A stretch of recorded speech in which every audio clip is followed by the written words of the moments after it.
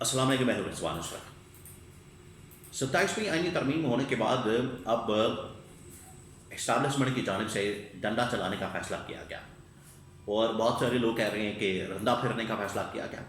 डंडा भी चलेगा, रंदा भी फिरेगा, झुल्लू भी फिरेगा, झाड़ू भी फिरेगा, बड़ा कुछ होगा। बस ये 2-4 दिन निकलने दें, नोटिफिकेशन आने दें, 28वीं तरमीम होने दें, और जो जो इन लोगों ने किया है ये इनके अपने घाटे फिट होगा। और किस तरह से, ये बड़ा अहम तरीन व्लॉग है।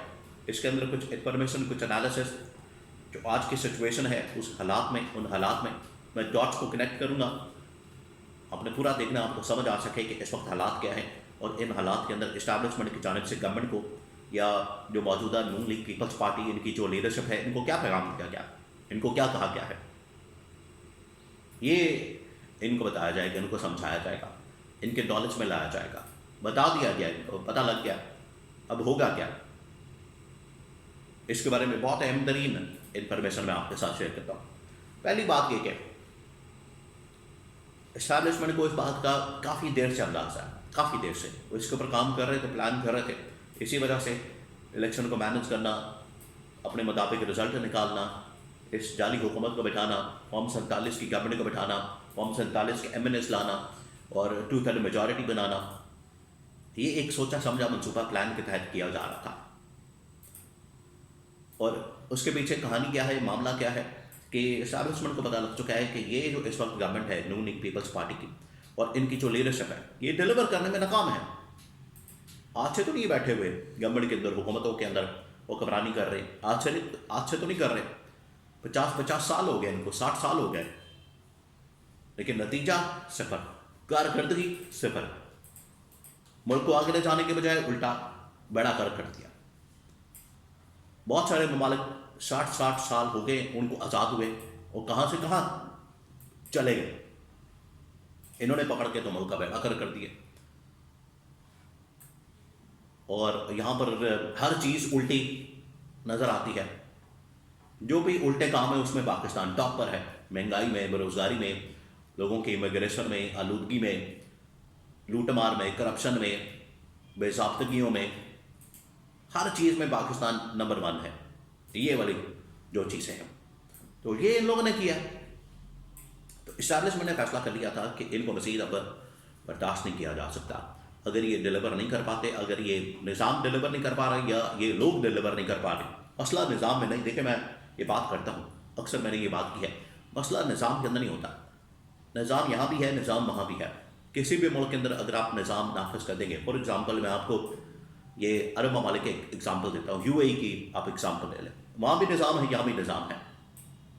यहाँ से पाकिस्तानी वहाँ जाता है, बिल्कुल बदल जाता है। इशारे पर रुकना, कानून को फॉलो करना, हर चीज़ वहाँ के लोग उसको फॉलो करते हैं, पॉलिसी फॉलो करते हैं, तमाम चीज़ें फॉलो करते हैं। और यहाँ के हुक्मरान भी वहाँ पर जाते हैं तो उसको फॉलो करते हैं, उसके प्रोटोकॉल को, उसके कानून को, तमाम चीज़। यहाँ जैसे ही आते हैं, फिर उसके बाद इनकी बिल्कुल तेवर ही बदल जाते हैं, इनका बिहेवियर बदल जाता है, रवैया बदल जाता है, इनके हालात बदल जाते हैं।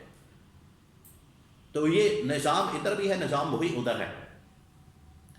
लेकिन जब आप नाफिज नहीं करेंगे, और ख़ुद नाफिज करने वाले ही अगर करप्ट होंगे, नाफिज करने वाले ही, कानून बनाने वाले और उसको नाफिज करने वाले ही आपस में मिले होंगे और अंदर से खा रहे होंगे, लूटमार कर रहे होंगे, बच्चों खाई जाओ तो राला पाई जाओ, इस तरह की पॉलिसी के ऊपर चल रहे होंगे, फिर मुल्कों का यही हाल होता है जो आज पाकिस्तान का है।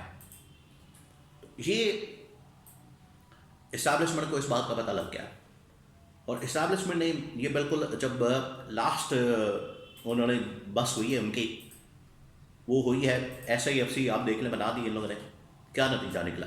वो गवर्नमेंट की वजह से वो यहाँ पर पाकिस्तान में कोई इन्वेस्टमेंट करने नहीं आएगा, भाग जाएंगे उल्टा ऐसे हालात। तो ये इनको तब अंदाज़ा हुआ कि जब इन लोगों ने जंग जीती है इंडिया के ख़िलाफ़, इन्होंने कहा कि ये तो हमारी बड़ी आलमी सतह के ऊपर पजीराई मिली है, हमें बड़ा अप्रिशिएट किया गया, हमारी तो बैजा होगी, बल्ले बल्ले हो गई है, तो इसको भी हम बेहतर करें। ये इनकी सोच है, ये एक सोच पाई जाती है इस्टेब्लिशमेंट के अंदर। होता है नहीं होता, माजी की मिसालें, पास्ट की, वो तमाम चीज़ें सबके सामने हैं, लेकिन अब सोच एक डेवलप हो गई है। वो सोच मैं आपको बता देता हूँ, वो ये है कि अब रंदा फिरेगा, डंडा चलेगा, اور اکراس دا بورڈ جو ہے وہ اکاؤنٹیبلٹی ہوگی، احتساب، اور وہی والا احتساب ہوگا جو عمران خان کرنا چاہتا ہے، جو انہوں نے لوٹ مار کی ہے، جس طریقے سے انہوں نے ملک کو لوٹا ہے، جو ملک کے اندر ان لوگوں نے کرپشن کی ہے، ملک کا خزانہ خالی کیا ہے، اس کے اوپر ایک تو احتساب ہوگا نمبر 1، اور اس کے اندر اکراس دا بورڈ جب بات کی جاتی ہے تو اس میں نون لیگ پیپلز پارٹی دونوں شامل ہیں۔ نمبر 2، اب ریپلیس کیا جائے گا لوگوں کو، یہ آپ 27ویں یعنی ترمیم نوٹیفیکیشن ہونے دیں، پھر اس کے بعد 28ویں ترمیم بھی ہوگی، لوکل باڈی الیکشن نظام، صوبے، پروونسز، NFC، شیئر، بجٹ، تمام چیزیں، یہ آگے بڑا لمبا چوڑا پلان آ رہا ہے۔